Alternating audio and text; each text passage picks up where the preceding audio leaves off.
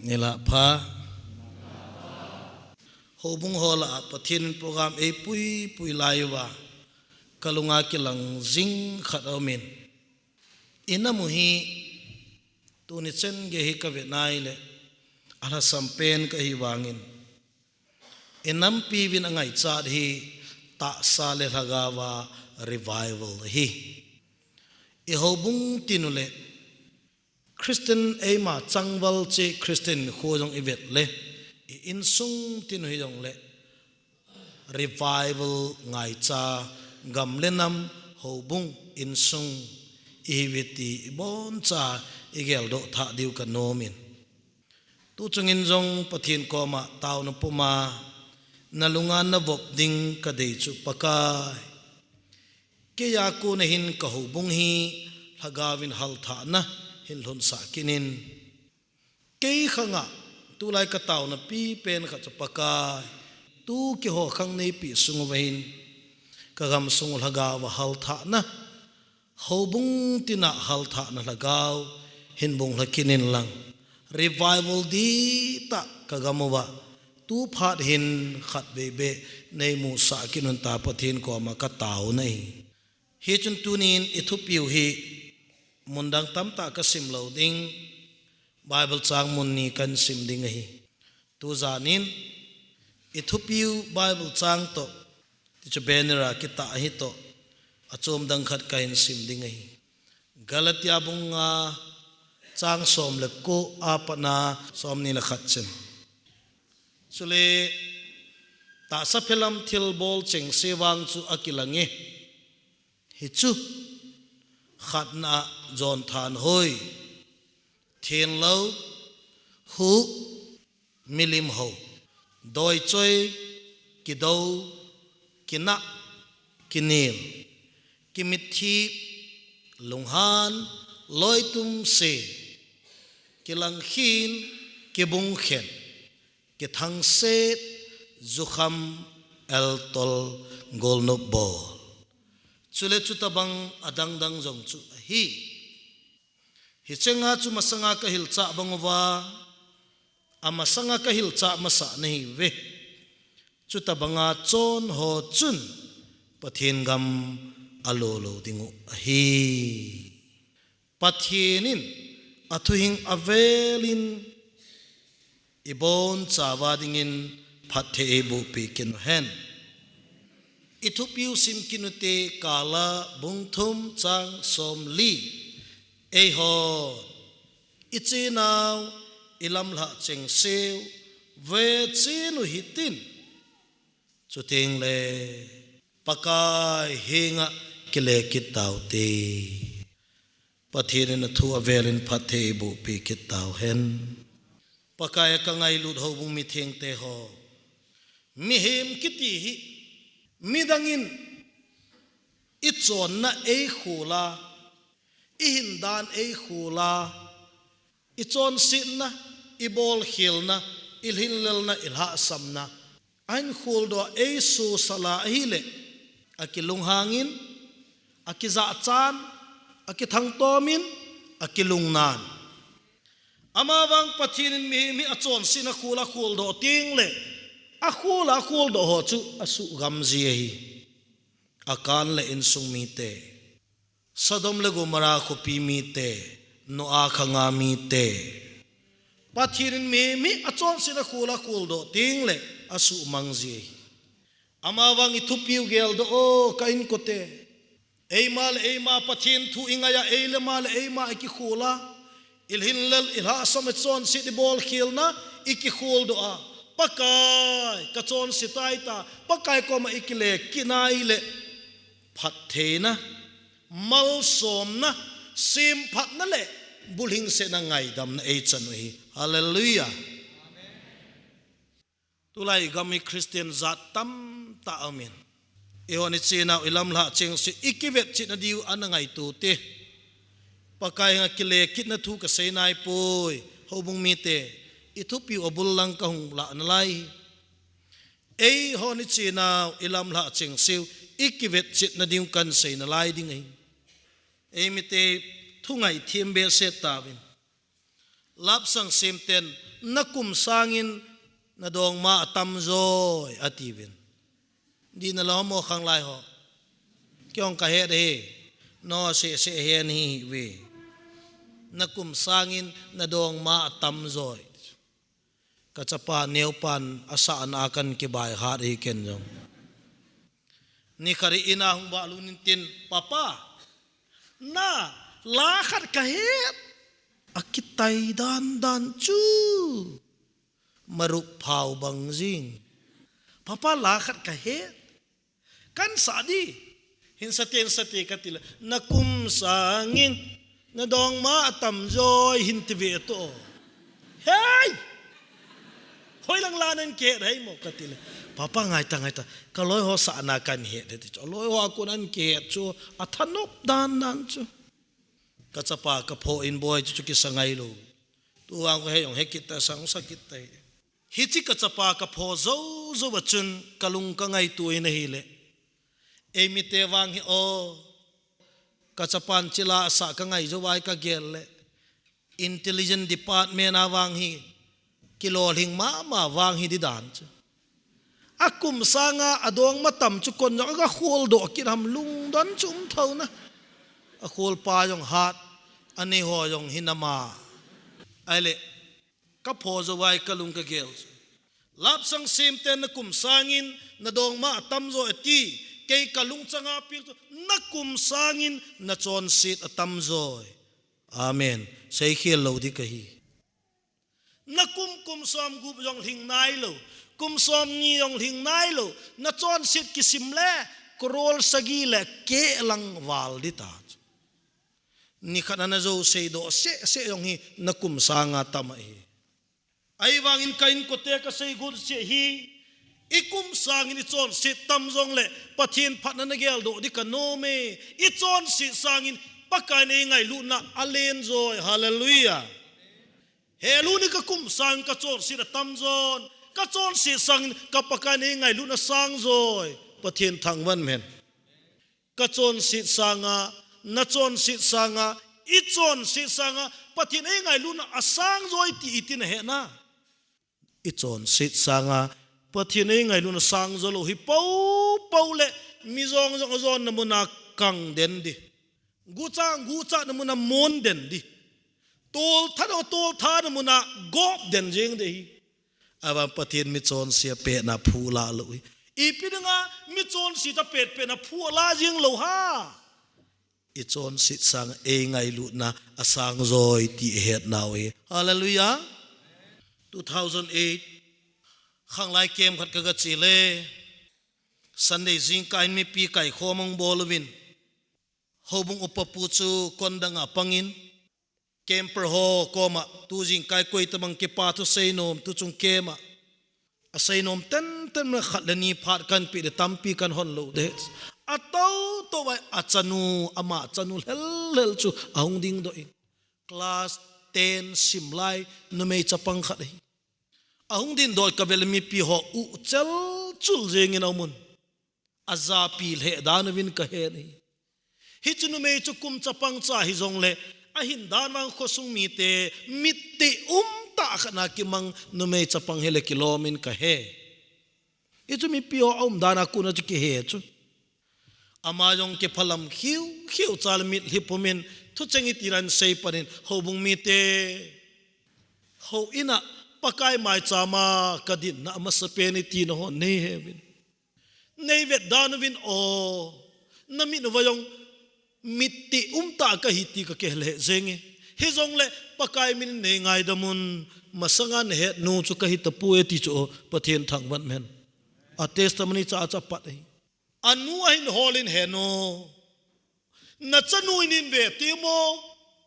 pathin na taw na mit hilon na sangin kapato na taw na ka nan pathin asangin na chanunin ve o he no tunin Krista zalin na chanu atha ka hite tile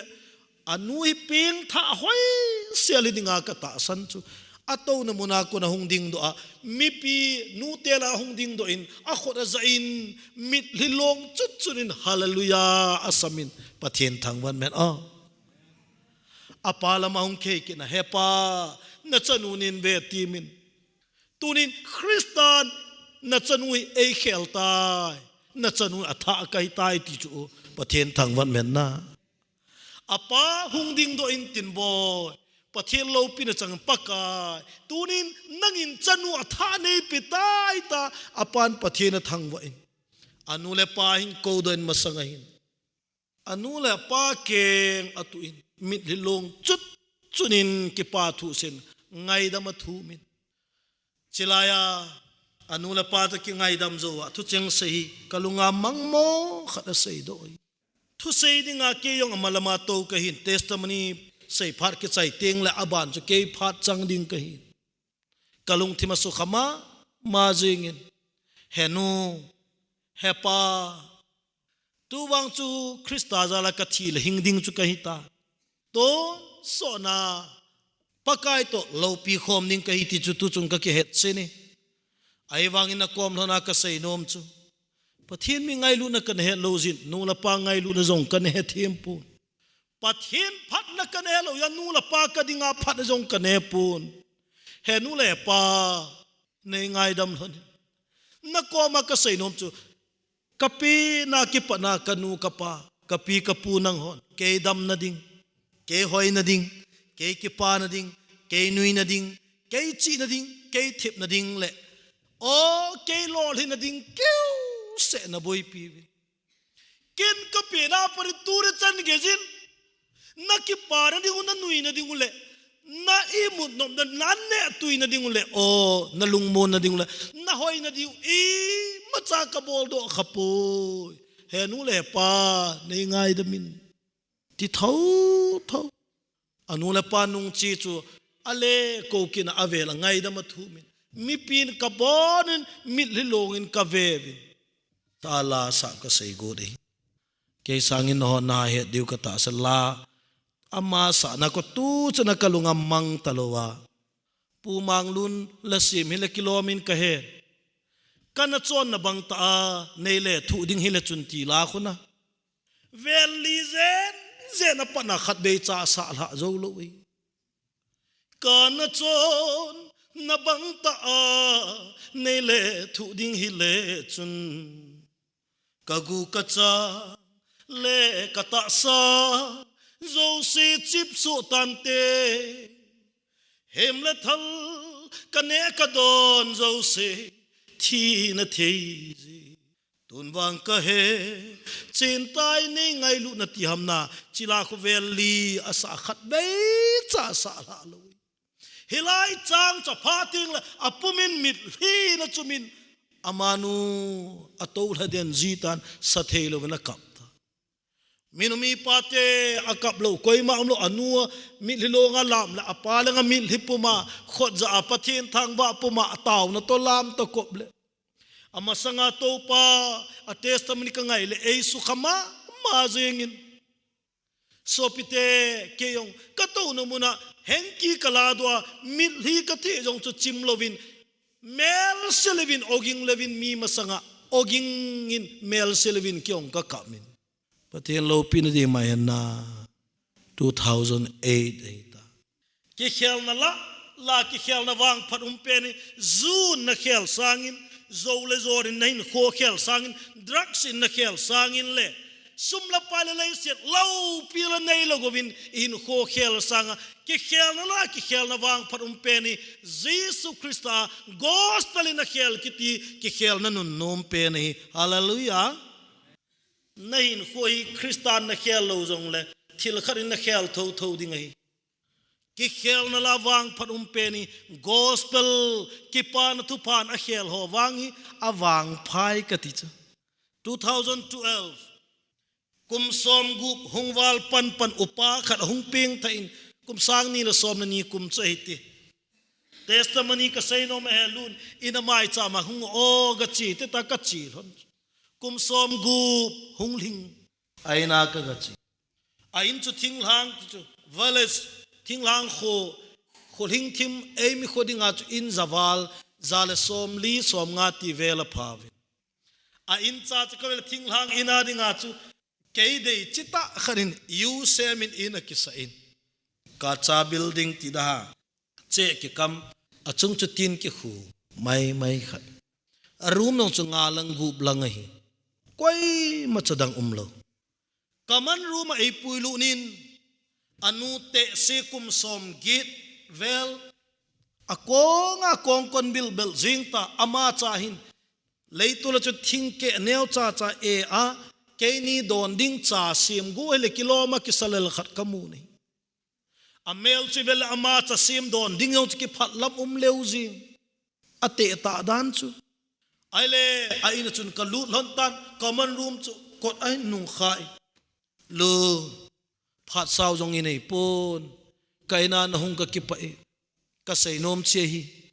tu chung ka za pathian thu hi ka gol han laya ka ne het lo hi jong le ka upat til ka cha te neu lai bi a tu chunga ka za ka san le ka mu hi ka upat til ka cha te neu lai bi a ka ne het chi le ka ti vale ka thi le wan ngam ka lu de ti ka het chi ni Krista Jisu wanga hu hinga kai tai ti ka he ke ta banga chon se yong koi ma dinga kana ta san lo hi che pa taw nen ei su kha dan chu ataw na ka nga ya le bang ning khat atamin tin a khanu ya khori ta do chu paka hi banga mi chon si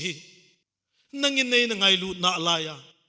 tu chat ning ya nei ngai dam jing ka ge lo pi ka se ta mit hi ba chat chena a khanu ya ta amit hi ki do cha malama upapi pi upalhing ta amel chol hingin koi pam khatu seile amel hoi lai ki mula chu hoi mong in te ai wangin ka sei gur khat mai lon ka thi le ka hindi ka het ni Krista Jisu wanga ka chon sit ngai da me ti ka het chin ka ki pa e ka lunga mong e ai wang ka vai ge tai atile upapi pi op a khot te ni a o ma koi akap kit ta amin ling jong chu ka het chin tapon ipilin ham khari ke chu ulen kati ulen ipilinga na kam khungai ta di nahin ko che sai nangin nung kau thei pon sem nong na sem pha thei poi pakai nong nahin ko che sai aboi pi pon ama I pakain tu aboi pi tu ni a kipana am nalai cheng ama ane ki tuluna ama dia na manding hi chu pakain angalel pe na himaji achi saboi pi datan nung kau thei pon sim na sim pha thei poi am na lai cheng hi pakai dia manding ki pan loi jing in kati ale na sei chu kanome ai wang ka vai ge ta ke ka vai ge tai kati na lun nga jin tunin ka ping the wan ngam ka lu ka he chi ba ka ji ka cha ti ke ka vai ge ya ka in sung vai ge hi tai le em ka ji jong athi ai poi hoya ham ka he poi cha nu me ni pasal ni pathe nei pen khat cha ka ko ma tu ni na mu lo hilam abon wa nu me te ni hi alung don mana neu cha pang cha khang dong cha nom ka sa khala tia ji ni thonin gen the in che na se mu pasal te ni ka cha te ni athi jong ai poi ka ji jong athi jong ai poi a ki khen jong ka hi poi be hoya khat cha ka ki he tu po bi kai nei pi ai poi nau sen pa I cha te hong let ka in tu masang di tin khomang tu chong be tun phatian gel na chapang ho khan kho tu na zal bia nain kho na khela pha ai lo hamana tizin no mei nang nei ki pui pon ken ka ki pui nei na che na di in ka sa na ne ding an na tui ka koya na cha te tuition fee ka bol pi a chu ting le hitai in nom ta ka sawa na ne na chale ka su tu pe akal wali pi na hol ka ne ke ding abo phamo hin no ding ai piken thil se ka bolan ka ban sen thip le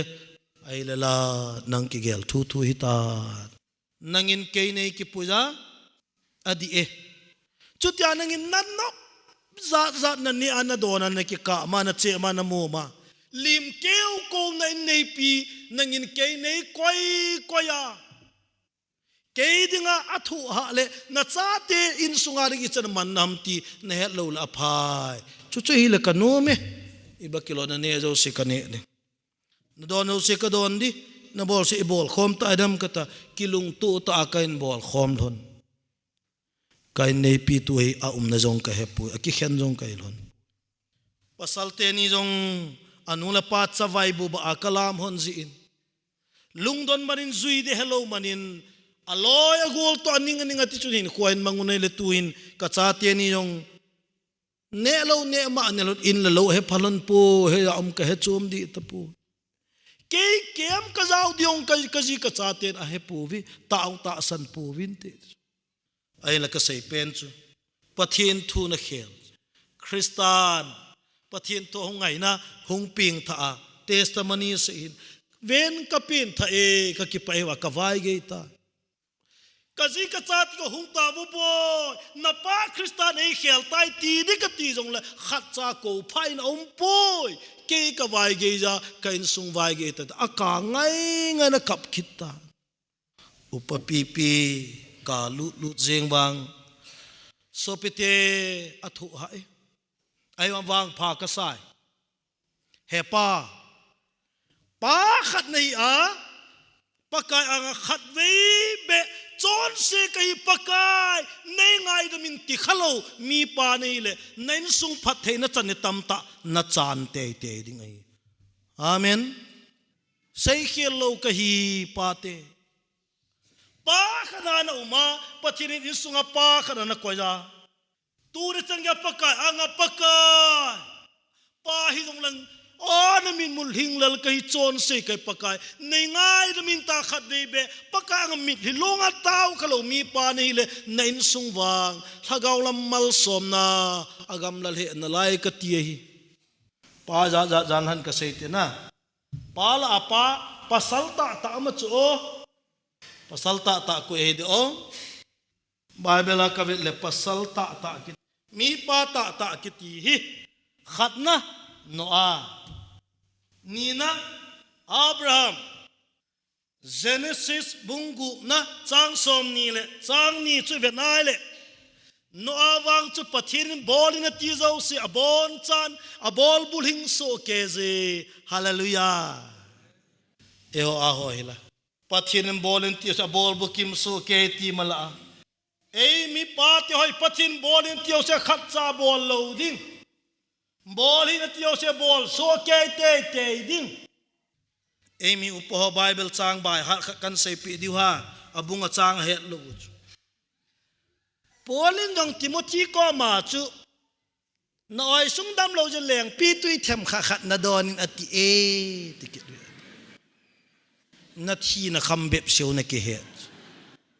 aja chu bible thim ta dana hi chilai chu na he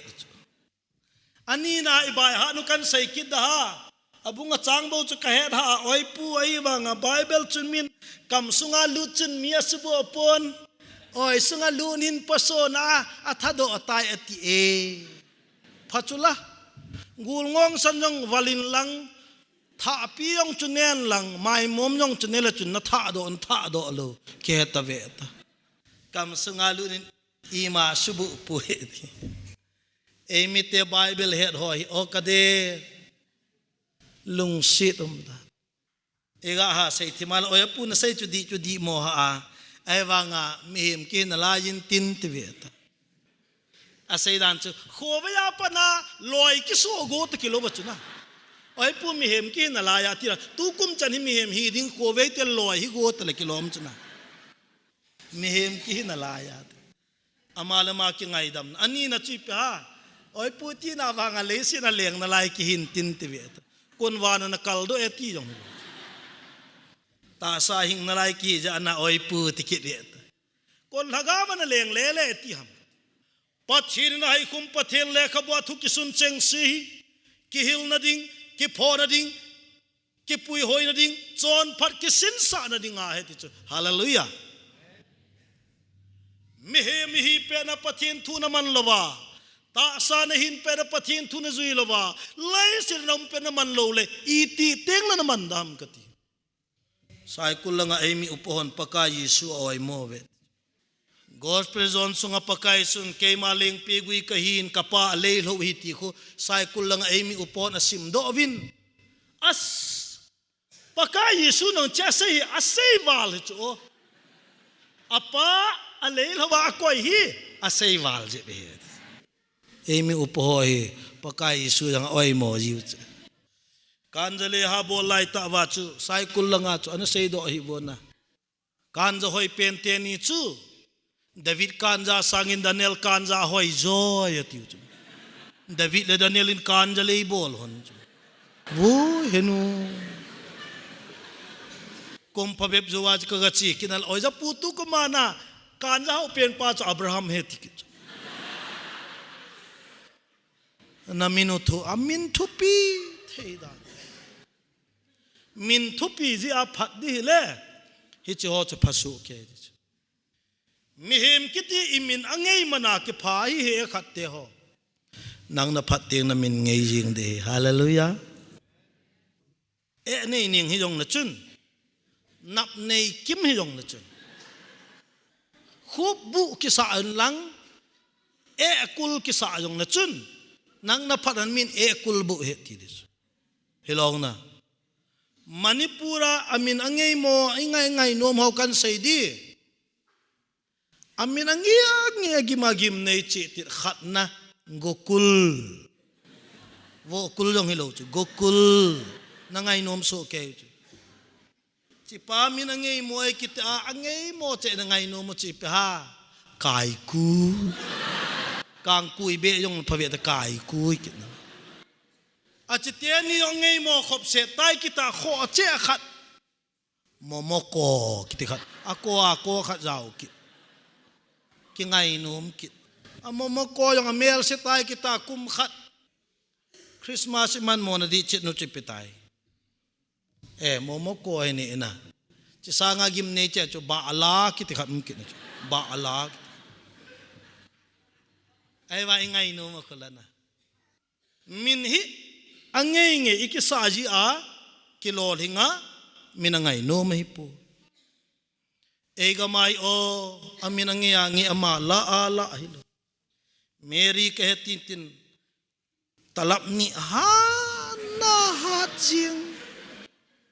oy lai Bible lang na simdo ham bas chung kana ju kham mini pasal mini misboy jing machu Polison basa ka maji namini piam tila Sir Pitel ke khat pa do le Sir ke John ke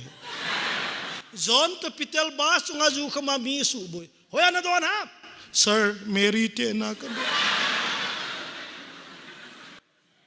kona sei piam tila Sir Esther ne sei pi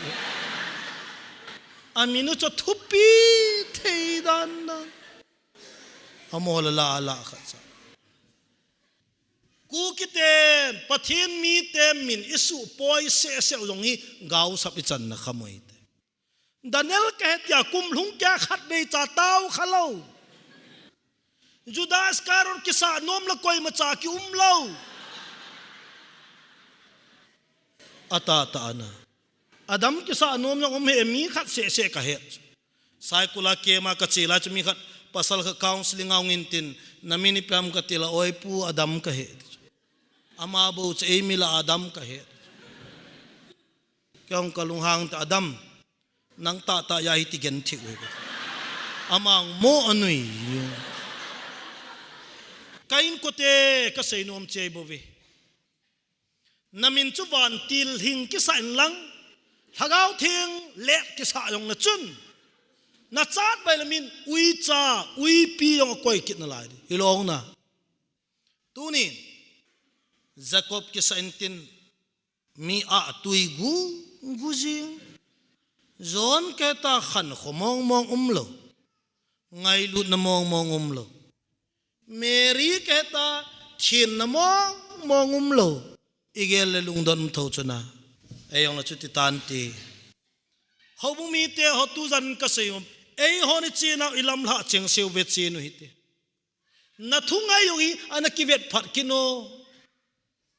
kade ei mi te thungai thim te tu jana thu ki sei ka ngai la di mo ngi kain sa pa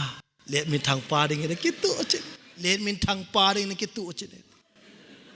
langa nun ngai kin te hoi ni ling nu ding ne kitu etiki niam nei ling nu tinga kitu je tu ni la wang akap khai tu ngalim to pathin thu na ngai hi nain sa pa ding ngai ho Amad anak ngai nanti nang ngai pi kho ngai nagal mi mei chang hung leng len na ot doa hum pi ke pi hang anga kun na jam do la awang pha nei ama wang pathin thu ki sei na ot doa nang na kha di khel khel long midang na kha sa pathin thu na ot do le nain khuwa aham sidi ka hi ti somil hin amen mei chang ina kha ho athin pathin thu na kha ho adamui hallelujah mei chang ina kha ho athin pathin thu na kha ho ahingui tu chung pathin thu na ngai na ki do i pathin thu ki kha sa in na dam dingai mi ngo ngo tapote emite iminuhi ke sim di le ngo khulhing ngo tin khup ngo nei neng ngo thai ngo sat ngo ngen akapat in sung yang no mo tim le in nei pun in nei pi ngo in tin in nei pin in nei pu ngo in tin te in mo vin te cha te nu la pan cha te u in naw nawin u ngo in tin ki ngo to in sung kiti akisim phangai poi amen ho bung jong ki dong le bizang Krista ho bung isia hi ipidinga hagawa imachal ding machal theilu hai mo kitile mi pi ho ki dong le oi pu mi pi ho jong hat mo chui thowa lam kawan paten kai lo ipida kai til ha sam diwa ti diu lam ko mi kise lam ka mi pi ni tin sei we ipitina gel wa kitile o ja pu he lun mi pi ho sei yong chu di thowa alam ka chal hing lo ngen chu ki ya hi yong mi pi ni sei hi ngai po le ida kai til ha sam diu ati ki diu chu iki ngo to ki thau diu chu nain sung ha sam chu in sunga ki ngo to ngo de he lo pha le in sa te ngo ki nangu ta ya ka bui nangu ta ya ngati kit wi na in sung sit chu nang na sit ji amen zu na don ja zu don in sung lo chang na ne ja kham na thei lo zu te in sung zu na zo ja zu te in sung di long na nang na zon ja mi zong te in sung na sim do chula izon jong jun cho jun chen ngo di het mo na jun tha na ngo ti te da na oja pu ke kapin tha an sat ala gawang kan ke pa ya kan sa kan lang ho mi mo thei be se na tai ke wang iti dam jong ka thei te etikit henge kain ko te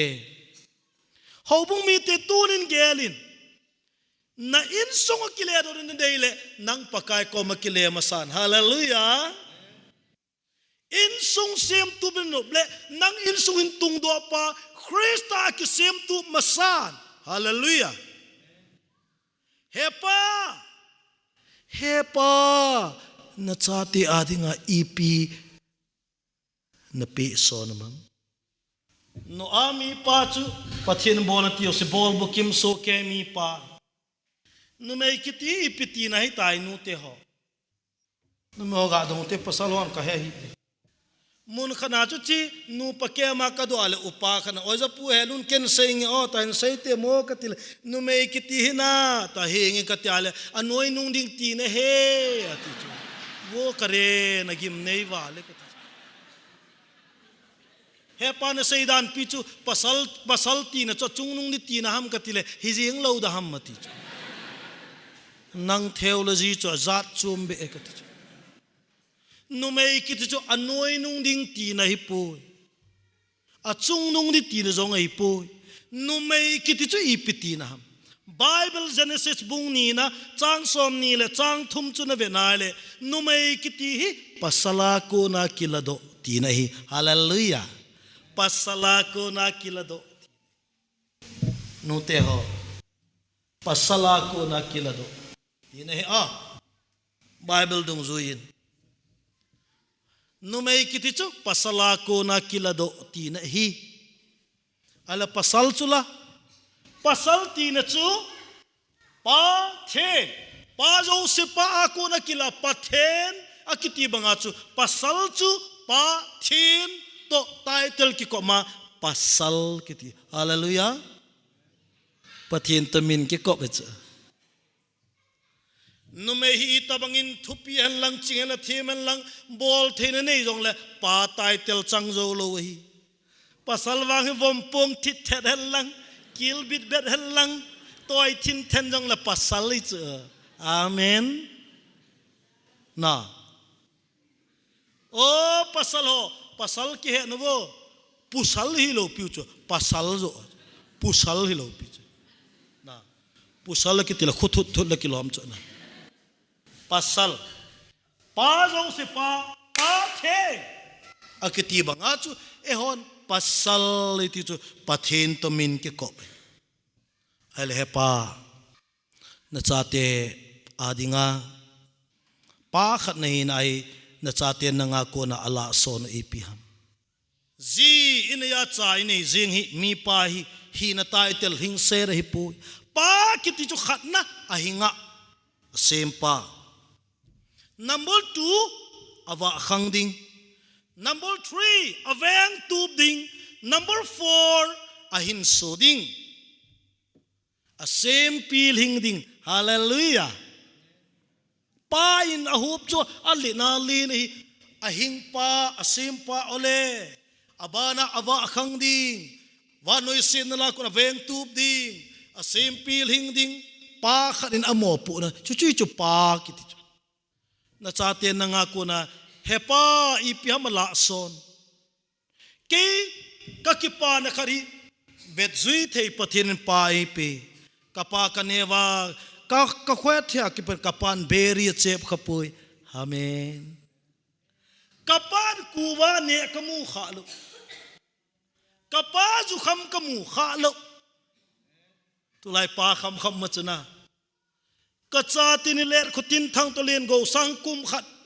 ti vel lamazot panhona kum khala khana lamazol hona kum khala kum ni ka ach lamazot ki thiam chin tin o akhudi ga atuale ei ke han tira chi lon di te ti gal huji ve to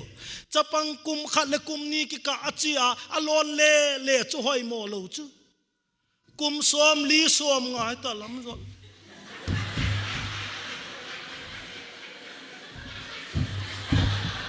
amin na malang ventin anung lang achi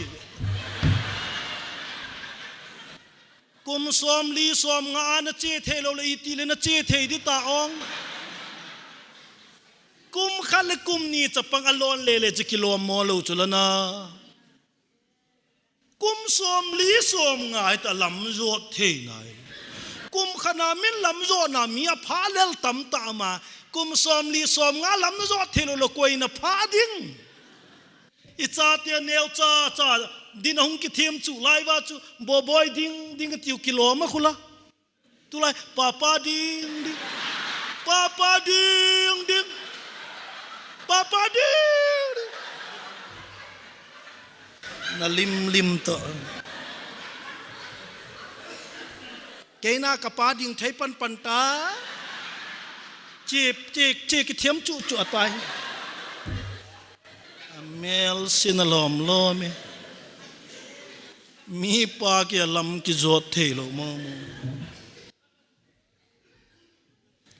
bizanga umlo le pathen thangwa utena igama tamwa le nu te ka na o gin tam tam hepa nang na dam pera na chate alung molowa akipalowa na dampe na zina chate alung molowa akipalo le na thinung teng le kapa thitan kain nei pu thitan tuwang nom kasartai hoya kila diwom kati kain nei pil hai nei lingin ka dampe na alung molo le ka thinung teng hoya lung mon na kila ding ka chate ler khutin thang len go sang apa dampe na anui lowa akipalowa ile apa thi do ting hoya mon le dam na hoya lung mol na hoya kila diwom kati in sung terrorist in sung sugen thei pa nang na dam ke ko na chaten chaga in khomanawa nang dam ke ko na chaten zui ding nei lo pa nei le anagel phakinin pakai ko makile phari henu na chaten nanga ko nei pyamala son i chaten kanu pathina ne ti hen lang amen kanun hin khu theng amangin kanun kapa azabolin kanu ho in kai fellow kanu an ngola taw mai kanu hin kho thenga hingjing le kanu zan khowa pakai to ki bon jing ichatem na taw ha na mu theyu han lang chaga gen the na kho sa na le pathin na ngai lu na le al ha chatte na za bol na le lam kai te na to so them na le in sung in san langa dinga na thil phabol na te ichaten lam do theileu ka ti chu chu mu theileu la son leu ka hallelujah to ananga ko la ip ha kanu na kapa ki na pi jeng na chate na pi soni pe ham mai cham na sa lo hoin kai don selo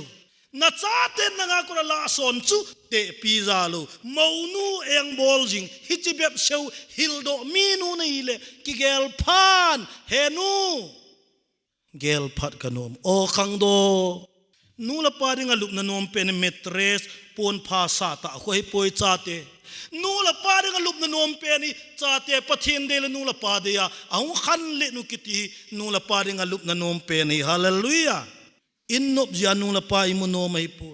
building thu pi ja nu la pa imu no mai po nu la pa sutha chol pen hi to la thama hi po nu la pa sutha chol sugen thei pen chate hin kho se ri chate nu kho se kitin nu la pa sutha chol pen ti gel do in bo na pa nu dinga poison ne hi mole vitamin ne hi mai lo le poison ne hi nu na pa dinga ti yong ka do no me na mel mu te na nu ke pa zinam na mina ke pha te na pa lung hai zinam na mina ke pha po le nu na pa dinga gula chang gep tul banga oma nu la pa dinga anne tuina pen hi samenga melo pi nu la pa dinga anne tuina pen vitamin hoi pen chu chate pathen de nu la pa de ya aung lol hinwa hi le nu la pa dinga chu vitamin pha pen hi jing hi hallelujah khangdo nanu na pa hol sa na ne a nanu na pa sa ina na chena nanu na pa cho sa sil chen na ki bona nanu na pa na ka sa jing le phat thenan na jam san ding he boy sumil hi phat thenan na jam san nanu lei se chunga kine pi in hi pon na pan lei se chunga kine pi nagam lei se najib na kaloi pu nu la pa kinep na chu chate hi bove hallelujah pathin thu hi tu ningel tha kanome kain kote na ping tha poyong katipu ei hore che na ulam la ching se we che no iti hoila ya I umuhita egam christian vele tu lai kan kote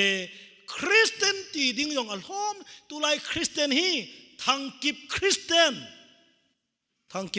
he no ba akalal ki khel le pastor pu ta ki bob le pastor le adon khat ki su to le don kit wa choi la sa khat ki su to le wa choi la santin asa zo le ane khat ki su to neki thau iza zaba Christian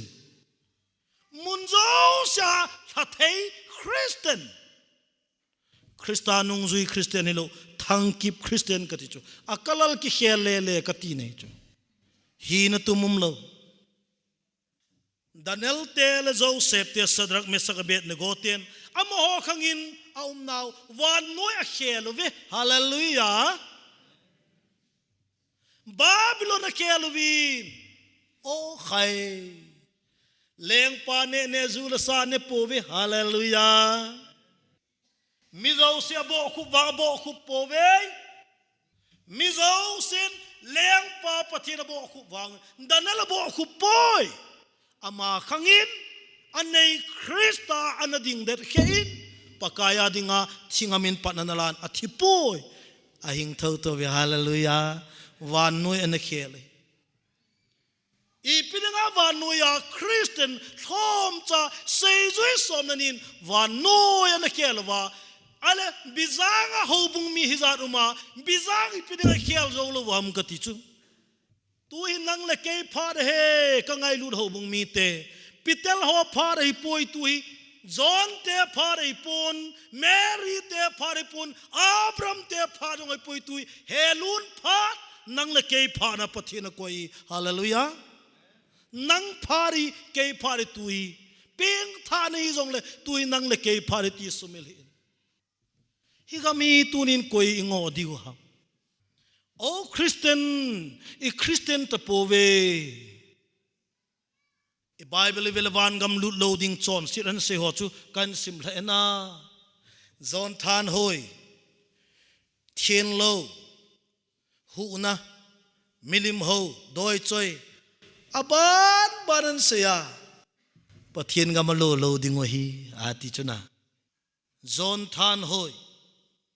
zi ne ya azin nit lo nunga hiya anunga in kho ching tup zo lo golang in kho ching tup zo lo o khang dong igama tam che chia Mary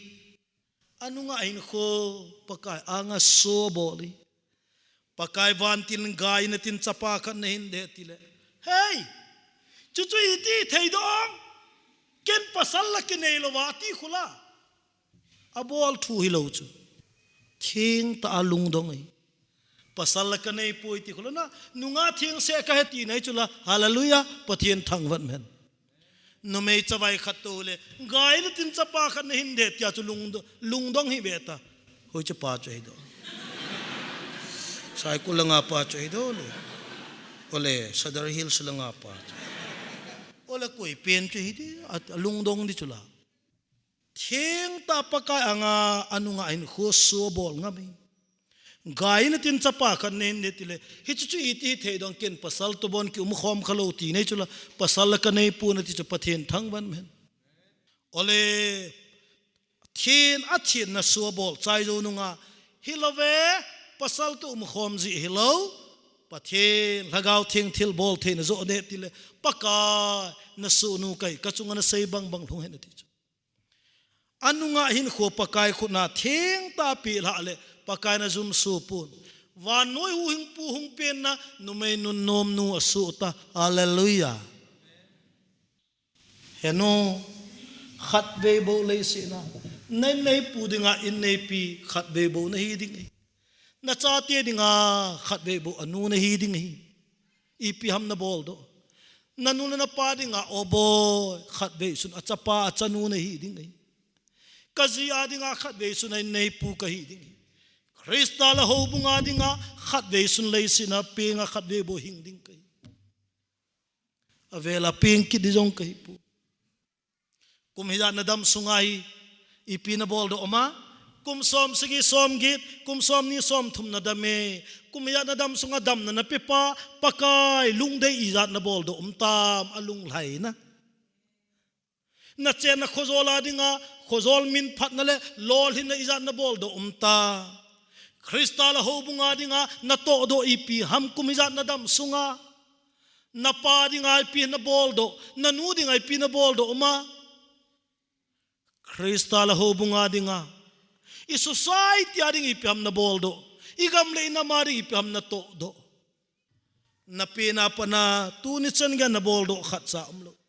khosung daung ki bo apa bol do lo in sung dang apa khat sa bol do lo ho bung dang bol do lo Krista ki parung tong do lo hiti chan dam na nei sunga dam na pe pa pakai na hinga na nu na pa imut mo na khola veng sumin se ho bung sung machal mo na gam na nam pi gau sap chan na ei sim ei hu hing pathian do jing puma melma satana dinga na ne theina sun na mu theina sun na za thina na bol na talen na het na cheng nang kilo pi sa na satan melma satan zen na maya ei sim ei hu hing pathian do na maya in kho manga nanga dinga ima cha phachom ki bol do ju do no ma dang phachom lo chu neo pena ju do no ma dinga phachom lo he ole pachum mai len min thang pan ju don nalamin tun bas nga achodo otai ti na her kha wa se khulenin lo chang ne la tuin doctorate akai tai ti hoyan her kha wa pau min thang zuala kap kala tun di si ai tai ti hoyan her khao athu chu katina ei mi min kain mo pha pha ai aja le no mo na se hi bo hoi nei lengin talap an ne la tun doctor amu eti hoyan her khao lawi kumija na dam sunga ipakai dinga dam na ipe pai pakai dinga ipi hamito do thila chun in sung mi te anava e so na thidam kiti tu chana hin hina akithi do anava e tu chba no ma ki chol do tan te thila chun o heno nang nom lo le ki hon koi nu kati dem he pa nang nom lo le ki hon koi pa ka sawa koi ko ma ka boi naw ka gim naw ka chol naw koi ham ka kinep na diu tia I chatun tuna khumi ho bung min e ka lun lun the minu mi pa nahi am na cha te na hil do sun chu khai ni ni talap ni kuwani han sit mi sei sit eng sit in nei pu za lo vai cha gen thei noi si mei thai chaga na sa lo hoin kai don se lo so ma khat don se lo mai cham don se lo hi chi sun sun pe hi chi pe mai ding aminu an pin chu so pi ki gel phan ka ti hepa I cha te pa mo hil do chu beri che mimin beri halta apa ke hal the lo chu chela la khan hata ke hal the lo la job tang ki job the lo chu namu job tang iti ka job ta am ta na nge ka cha pa ta gol lang ta ve inu na cha pa ni tin he na kapa pathina ngai lu kapan ho in kai ha su ko kapan kanu angai lu kapan kanu alung senin kapan soma khat kita tan api kapan hin ko thing agel ko in kapa zingka sin atawin kapa zan khangin atawin kapan mei thai chaga angai lu vai cha gen the akhoto in hagaw mang thai ti ading in missionary box kapan agel ko in ti theile hi cho cha I cha te la son leu ka ti chulana amen ka chapa let khutin thang ka ti pai dei choma zone tia ka ko wen zone let khutin thang zone kum li vel hi chuna loi te kha hongin zingka mata in kaman ruma ko nai ka venale ki che manin aloi pa kin ti la ka sei pi di ipi ha na kinna zan kai mut ko le na ka pa to na yu them kha ka don jiu ka chapa lung dong kum li vel aloi pa cha kovintin ipinati na ka pa to na ka imut ko le yu them kha ka don jiu kitai ta ko sei ka chapa lung dong ipi ha mo ju chu til zonin ju hello he anti ka chapa chan oi mo ju he kapan kanu avo jingin kapan kanu sunazan choldo manel hapun kanu su gen theidan kapa ichate nanga kona la soni pam ke ka seita pathen lo pir kapa adame tu chen chu kum som gi rawalta som gi lali som gi lathum som gi lali chungita kanewa kapana kapan soma khat gan cha muchi chivo a sumla paya amu cheng kapan kita ta soma khat pi ka hen pathen ka thang wai kapa phula po kapan phula bol loi kanewa pana kapan phula bol ka het kha loi pastor na tongin mina sei sir kum na chaten ki thu zoji lo hepa na sei so hu don bu ti mo lung han le kyo yong kom na hoi ti jong le a sei chai tiang le phatave ta ati le ki chai a sei chai tiang le ngata vin ti ka sei nom tu kain ko te kapa hoin kai wa ha su poi kapan hoin kai gel ho tu lai pa te tam ta chu hoin kai lo ni la wa jeng hoin pung hong jin po le nyam nei ling kim nai them na nu ta ho na chita Paulun cheta ho na cheta ken in kananga de ho in kai lo ni la wa antin ho in pungin gin te le in nga dinga hong ki pedo akit ama in nga ni la thil amang yong tam de set kapa ho in akai khapoi ta ichaten ho in ikai thasi na alam do kapan mai chamagel kho poi na chaten na nga ku na ala soni kapa beri che bar judo na ha na har ku bani ha na le kap jing kapa ina khalo kholai leng le na chaten na nga ku na ala do na pi soni apa khanaina ipiam na chaten na pi son gati ipiam na pi son ejen tu zan gil ta gel di katimui ei honi china ulam la cheng se vet chenu hite mi ki vet chin sauti katipui ei mai le ma ki vet chin dinga ka sei zon than hoi bible na vet ting le bible en chon sin la zon than hoi ki ti ahung tam ting le pathinin phat bi anga na chapter close anga na khada koi ji noa khanga zon than hoi ahung pungin anevin adonun akecheon kechen sauni Ejon patire no akhang chapter close a ball tide tui sang lenin asutop tai Sodom lagomara kopi o zon than hoi ahung tam kitan patire meile kanin chapter close a ball kita tu khang vanui le se chon sina tula akhang pen apung pen chon siri khamna theito zon than hoin van noi alu kitai hichini pevel samitile tu khang yong pakain anga na khada koi wa de tai hallelujah ne thea ka seidani pakan anga na khada koi wa ki de te mi zong ho chunga pathi ne kisi no a kam hem sim te chunga ke ka kisi ti pa chu pathi ne mi zong ho chunga pathi ne kisi hi zong la tunin gel kanome hobung mi te ei hori china ulam la cheng seu ve chin hitin chu teng le pakai henga kile kitau te tu zanin gil te na ngai tu in lang thu chai na khat ka koi no mi pathin na lung sin in ping tha ong kai poi ping tha long kai po tu la hi mi ping tha lo koi ma cha lo na pin tha lo mi ti le ka pin tha nge shot na ping tha po ti nang in ya ne kapin tha nge ki ha sil ngap cha ya ei mi te mi ping tha ngen van gam lu lo dingen ping tha van gam lu lo de tama tam he ola ke tu mon sa ve a sei khil tai tikit ve tau a ping tha van gam lu lo de ka ti lo pi ei ga ma ping tha ki gela mu no ping tha su du kul ping tha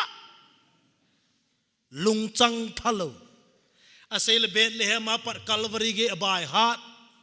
cross ong adung awayong a in chige ya bai hat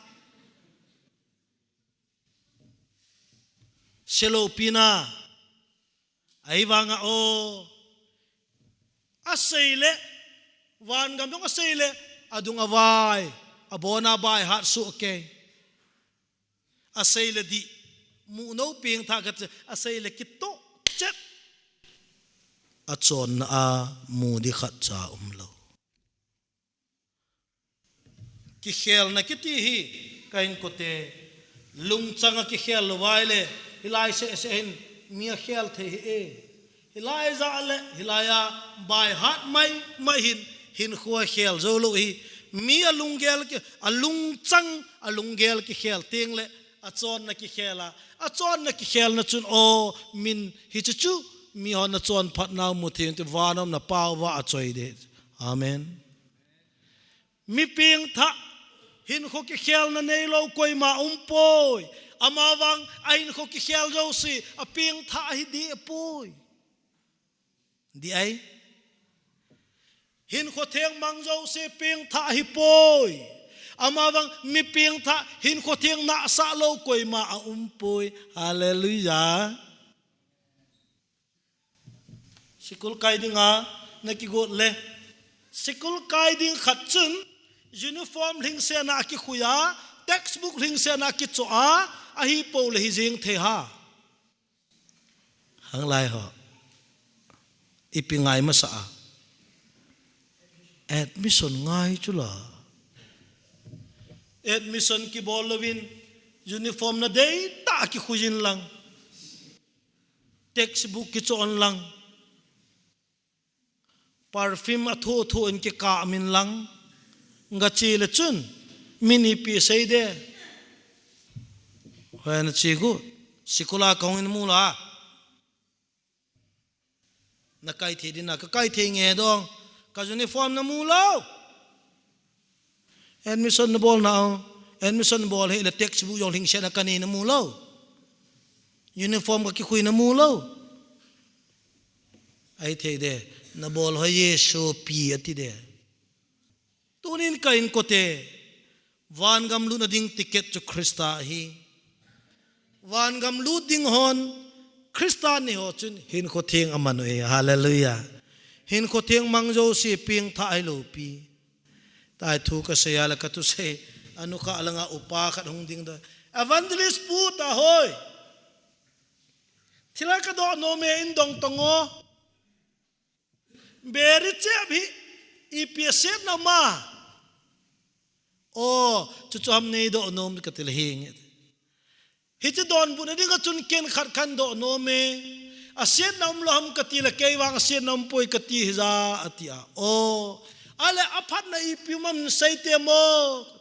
aphat na wang chu imayang chum di ha aphat nam lo la se chu la ala na sai dan cho ai pu beri chep chep chu wan gam lu lo de na ti ham hilove kenita beri chep chep wan gam lu lo de ka ti ong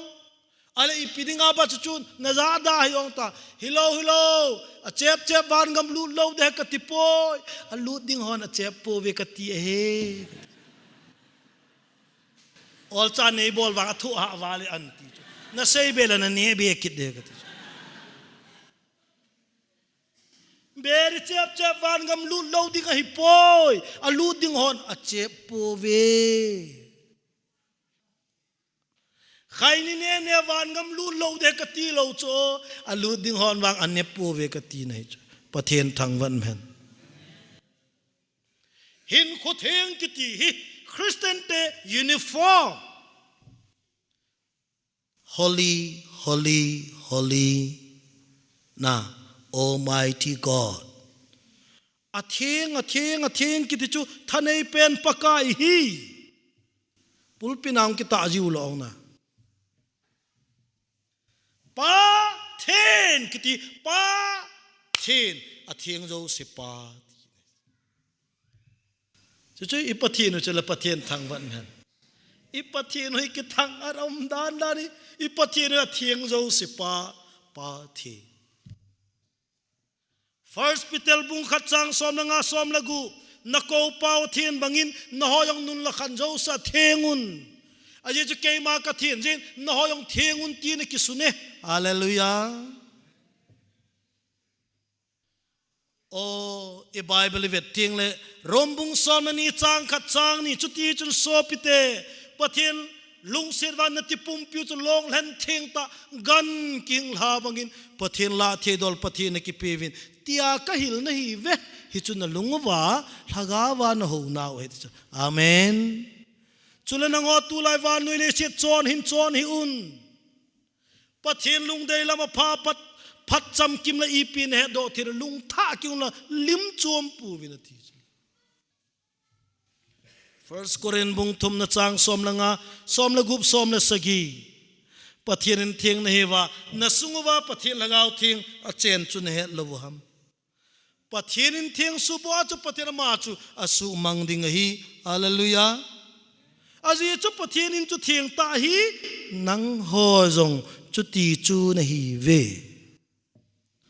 kain chu taw na in kiti ding hi non go chale mi chom ko in sim ta zon than hoina mangten no tizu tiba asimowa gucha la cha na semten pa inchu gucha mi chom ko khua man hi o ta san cha te turin peng tha nu la pa te ka peng the nunga gulango adi e hu hing na enei na peng tha po yung tipunge na peng the e ahile peng tha pathin cha khat nei le na namune di nam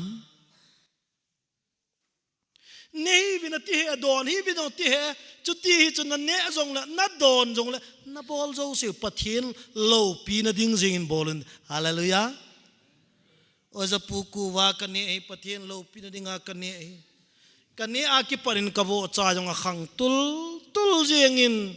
ka cha tiong met sa hung thi mo vin chikan ni a ki panin oza pu beri kan che ma ki pana kami hung chi min tin tai ka ha yong amlo hong ke do su he ti umai no pi ho ni pi na sei wa hai pu no pi kan he noi pa khai ni ne ti ne yong ka ti na du mo mo te ho ya ki du dai adu lo chu kho ta ne yong te ho ya boy mo sei tang mi on hanat aphai ta ka ni e chu na adam ta ong ka til ho ya adam de adam lo la nga yeng to til akinga thei ta lo hila boy tikit ipinga ha do nga le ne da le hiang chu katil ha se o hi chinga sanga na pu ta ki khen di ka da thei jo tikit lim sim thu pathi lim sim thu howi ama pathin chu aman pathin sanga sang zo a koi adan ha thei lo a ki khen pi thei lo chu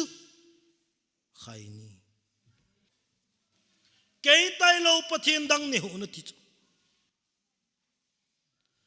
na lung thim pumpi da lagaw pumpi na thanai na pumpi pakai na pathin chu ngai lun hallelujah ko na ngai lut pen thakhat na taw lo na kho na sa lo pung ka ni khai ni ngol le kalhu awaye kamit alenge kana athi me hoi lang ka chuti e na ti lo o khai kain kote e bible win kam sunga achai na katil ka seisen anga nen seitange e bible win kam sunga lu mi subu poeti chu adi e hi chi khup azi ni a ki sei chu bible khowela chu ipia chung ki sei ha mu mang ne da ki sei lo chu